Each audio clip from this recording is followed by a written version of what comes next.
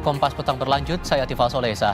Presiden ke-7 RI Joko Widodo membantah isu akan bergabung ke Partai Golkar lewat salah satu ormas pendiri. Merespons isu yang kembali mencuat soal akan bergabung dengan Partai Golkar setelah dipecat PDI Perjuangan, Jokowi bilang itu hanya isu yang beredar di masyarakat. Belakangan muncul isu Jokowi tidak langsung bergabung ke Golkar, namun lewat 3 ormas pendiri Golkar. Ketiga ormas pendiri Golkar yakni Kosgoro 1957, MKGR, dan Soksi. Jokowi membantah ada komunikasi dengan Partai Golkar dan merespons isu gabung ormas pendiri Golkar hanya isu belaka.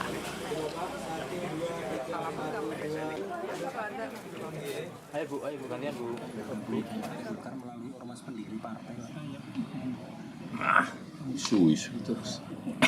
Apakah memang ada komunikasi ke arah itu, Pak? Enggak ada.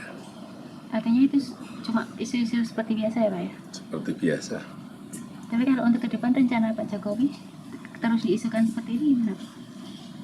Yang paling gencar kan Golkar, Pak. Untuk memutuskan partai apa? Enggak. Udah.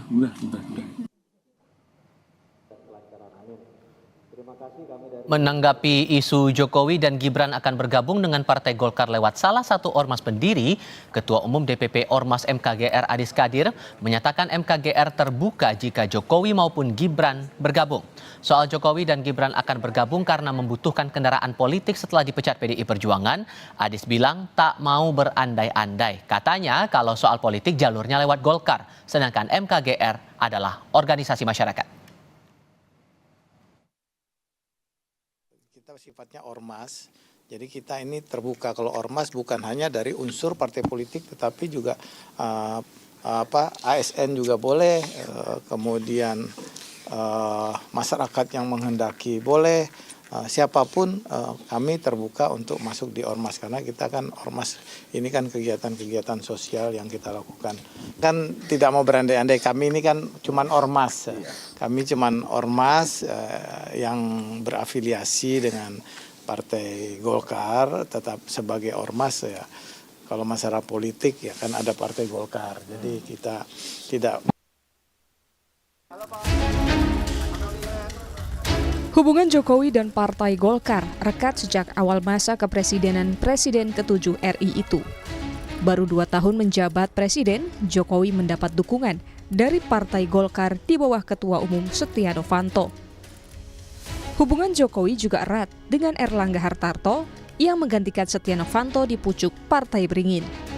Saat tiba-tiba Erlangga Hartarto mundur dari kursi Partai Golkar, Jokowi membantah cawe-cawe. Dalam pidato di Munas ke-11 Partai Golkar di Jakarta 21 Agustus 2024, Jokowi yang tengah berseberangan politik dengan partainya sendiri PDIP kala itu menunjukkan kenyamanan berteduh di bawah pohon beringin. Saya kalau melihat pohon beringin, bawaannya adem gitu.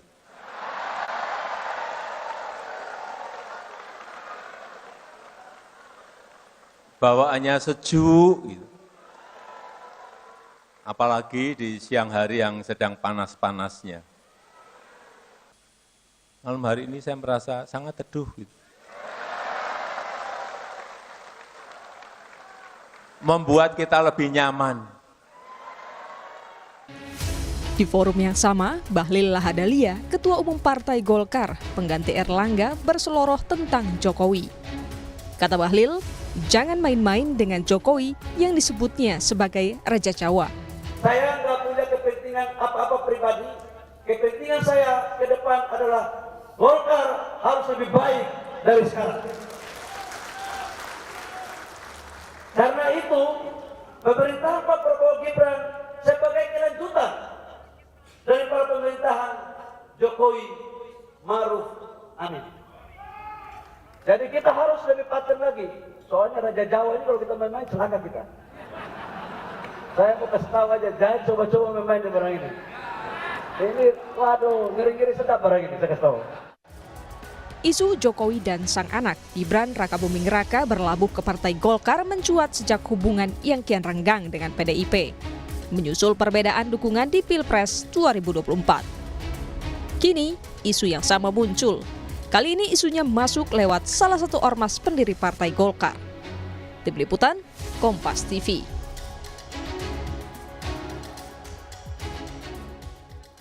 Tak sekali ini saja Presiden ke-7 RI Joko Widodo dan Wakil Presiden saat ini Gibran Rakabuming Raka diisukan bergabung ke Partai Golkar. Bedanya, kali ini Jokowi dan Gibran diisukan masuk Golkar lewat jalur salah satu ormas pendiri partai. Mengapa isu Jokowi dan Gibran akan bergabung ke Partai Golkar ini kembali mencuat?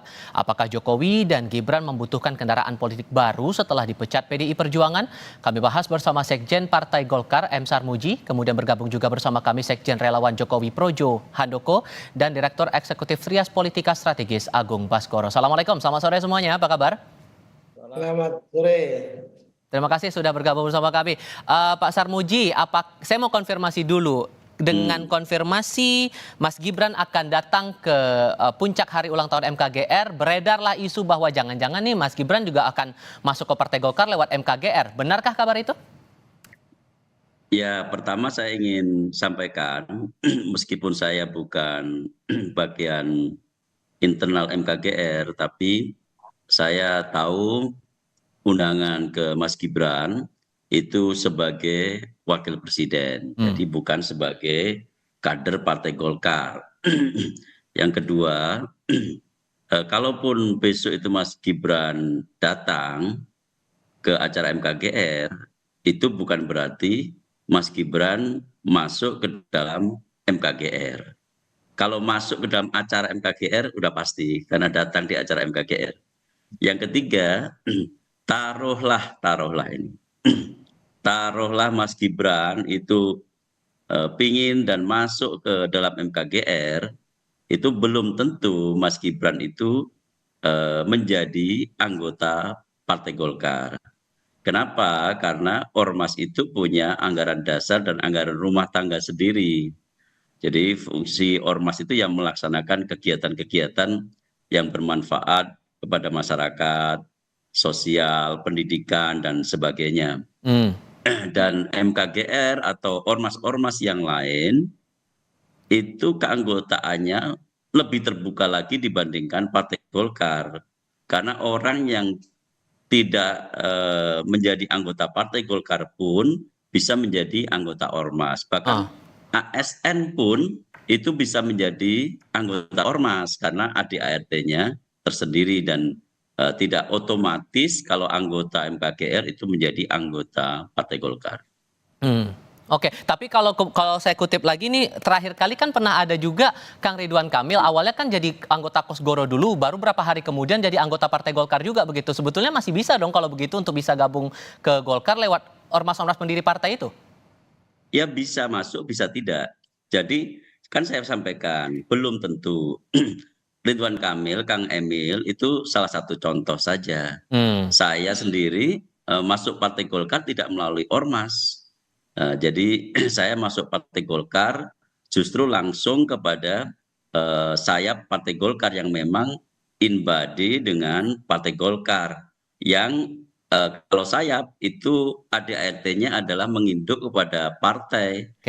Beda dengan ormas. Ormas punya ADART sendiri, punya aturan sendiri. Kalau saya misalkan saya masuk ke AMP, itu otomatis saya masuk ke dalam Partai Golkar. Oke, jadi beda-beda sendiri-sendiri begitu Mas Handoko. Di beberapa kali juga Pak Jokowi saat masih jadi presiden dan ikut acara-acara Golkar bilang sudah menunjukkan ada kenyamanan dengan Golkar. Bahkan ada sinyalemen juga dari Mas Budi Ari waktu itu menyampaikan kayaknya akan masuk Golkar nih.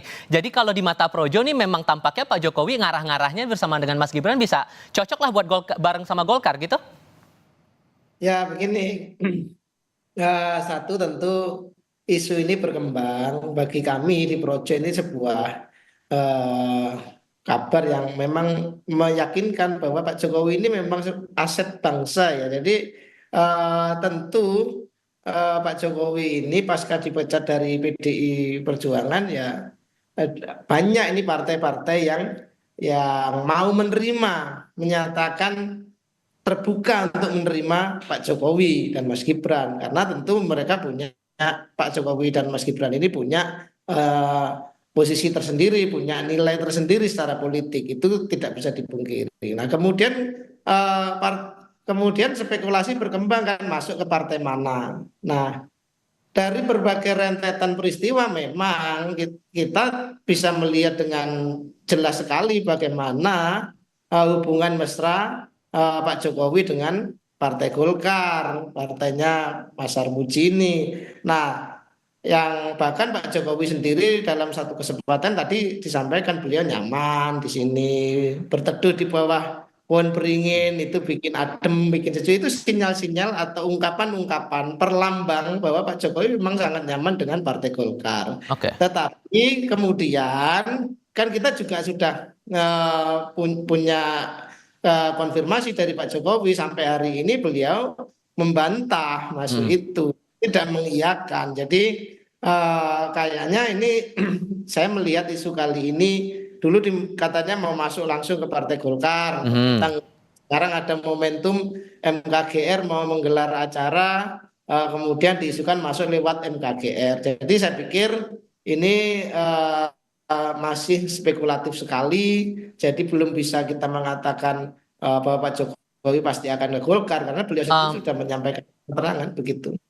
Kalau Anda tangkap nih Mas Agung dengan isu ini, Jokowi Gibran akan bergabung ke Golkar lewat ormas pendiri partai MKGR itu, apakah akan ada hal yang berbeda kalau kemudian kedua tokoh ini masuk langsung menjadi kader Partai Golkar langsung ke arah DPP?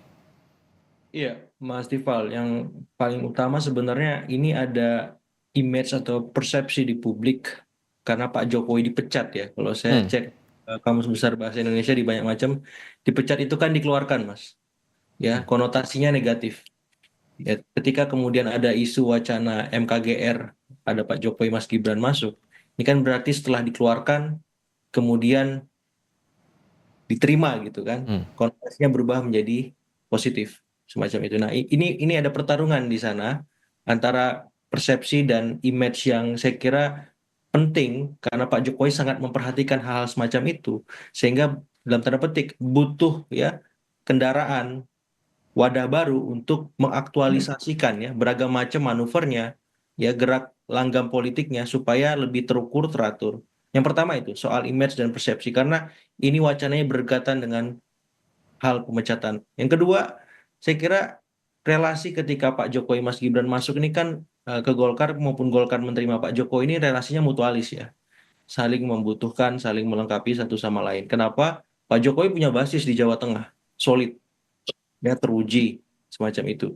Nah Golkar kalau bersama Pak Jokowi sedikit banyak bisa memperluas basis itu. Jokowi di saat yang sama butuh kendaraan ya untuk melakukan beragam manuver. Walaupun sebenarnya Pak Jokowi udah punya PSI, udah punya Projo Pak Handoko ya.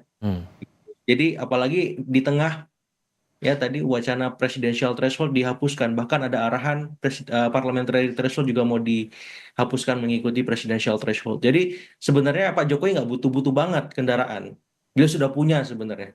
Tinggal apakah beliau mau membesarkan yang masih baru ini ya atas nama PSI Projo misalkan, atau yang sudah besar dibuat raksasa Pak Sarmuji ya.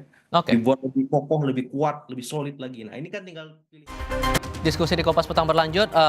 Mas Agung terpotong tadi atas penjelasan Anda di segmen sebelumnya ya. Itu tadi Anda menjelaskan bahwa itu sisi positif bagi Jokowi dan Gibran. Bagaimana kemudian benefit yang didapatkan oleh Partai Golkar kalau kemudian kedua tokoh itu jadi masuk ke Golkar? Iya, yang pertama soal basis pemilih ya Mas ya. Utamanya di Jawa Tengah yang selama ini dikenal sebagai kandang banteng semacam itu. Dengan kehadiran Pak Jokowi sedikit banyak basis massa yang dimiliki oleh Golkar menjadi lebih luas, lebih solid karena akan menyasar memang irisan pemilih yang nasionalis ya, yang kemudian terpapar dengan masyarakat perdesaan semacam itu. Yang kedua, hal yang positif lain, Golkar punya figur masa depan ketika bicara 2029 atas nama Mas Gibran misalkan. Pun di Golkar ada banyak tokoh-tokoh termasuk Pak Sarmuji ya, semacam itu untuk bisa melenggang di pentas yang lebih strategis lagi. Nah yang ketiga yang menarik adalah bagaimana ketika kolaborasi ya sistem yang dimiliki Golkar dengan banyak figur-figur yang potensial ini bisa membuat ya persepsi dan citra partai ini menjadi lebih baik untuk menghadapi pesta elektoral pasca kemarin di pilkada kurang maksimal. Ya, kemarin Golkar pilpres pileg luar biasa seperti itu, kemarin di pilkada agak turun ya. performanya. Dan saya kira kolaborasi antara figur dan sistem yang dimiliki Golkar harapannya bisa membuat Golkar semakin lebih baik lagi ke depan, seperti itu. Pak Sarmuji, walaupun kemudian ini juga sebagai haknya dari Pak Jokowi dan juga Mas Gibran untuk memilih partai mana begitu ya, tapi dengan munculnya isu ini lagi, apakah kemudian tidak ada inisiatif dari DPP Golkar untuk jemput bola, coba untuk menawarkan kepada Pak Jokowi dan Mas Gibran untuk ayo gabung ke DPP? Begini ya, Pak Jokowi itu sekarang dalam proses yang sering saya katakan itu merenung. Kata orang Jawa itu dalam proses hening.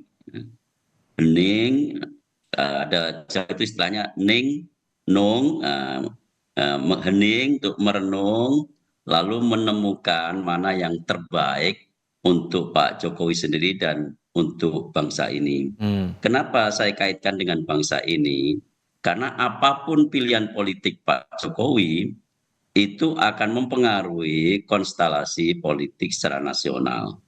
Saya bahkan sempat menanyakan ke rekan-rekan wartawan, kenapa sih suka sekali menanyakan Pak Jokowi gitu?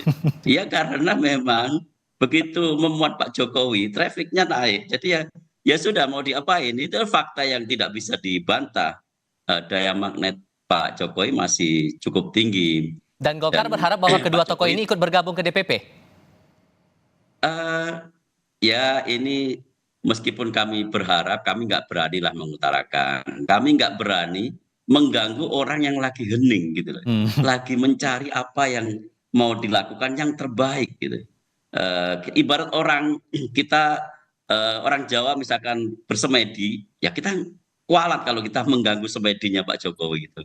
Kualat kalau kita mengganggu keheningannya Pak Jokowi. Jadi kita memang meskipun mungkin ya ada harapan, ada apa, tapi kita menghormati hak Pak Jokowi untuk merenung, untuk hening, untuk mencari yang terbaik bagi langkah politik beliau dan bangsa ini. Kalau menurut Mas Handoko nih, kalau dengan perspektif Anda di segmen sebelumnya yang udah Anda sampaikan begitu, rasanya lebih tepat buat Pak Jokowi untuk langsung menjadi kader partai, kalau kita bicara isu sekarang jadi kader Golkar, langsung lewat DPP atau mending lewat ormas saja seperti yang dilakukan oleh Kak Ridwan Kamil sebelumnya? Mas Handoko? Tampaknya audionya belum dibuka ya Mas Handoko. Nah oke, silakan. Pak Jokowi itu dalam dunia politik kita itu sudah pada level yang paling tinggi ya. Sudah menjadi presiden 2 kali, sudah purna. Maka kemudian kita tentu nggak elok kalau kemudian kita memakai kerangka berpikir Pak Jokowi itu seperti kita-kita ini. Ya kan? Artinya bagi Pak Jokowi sekarang, ya Pak Jokowi itu beberapa kali beliau menyampaikan kepada kami bahwa seluruh dirinya itu akan dibaktikan buat negeri dan kita tidak ada yang ragu soal itu. Pak Jokowi akan memberikan yang terbaik buat bangsa ini, kita tidak ada yang ragu. Beliau sudah membuktikan. Tetapi mengenai cara-cara, langkah-langkah apa yang diambil, ya itu biarlah Pak Jokowi nanti yang akan memutuskan. Sementara kita selalu membayangkan, misalnya kita ini orang berpikir, oh pasti Pak Jokowi itu butuh partai untuk mengaktualisasikan dirinya. Itu saya pikir kita tidak membaca pada posisi kalau kita jadi Pak Jokowi apakah seperti itu? Tentu. Jadi maksud saya biarlah sekarang ini Pak Jokowi seperti disampaikan oleh Sekjen Partai Golkar tadi ya melakukan perenungan, keheningan, nanti yakinlah bahwa Pak Jokowi itu pasti akan mendharma baktikan seluruh potensi yang ada di diri beliau ini untuk bangsa ini gitu. Ya. Itu tentu yang sekarang jadi jawaban, jadi atau enggak nih Jokowi Gibran untuk bergabung ke Partai Golkar. Tentu ini menarik dicermati. Pak Sarmuji, Mas Handoko, Mas Agung, terima kasih banyak sudah mau berdiskusi bersama kami. Saya selalu semuanya, selamat sore.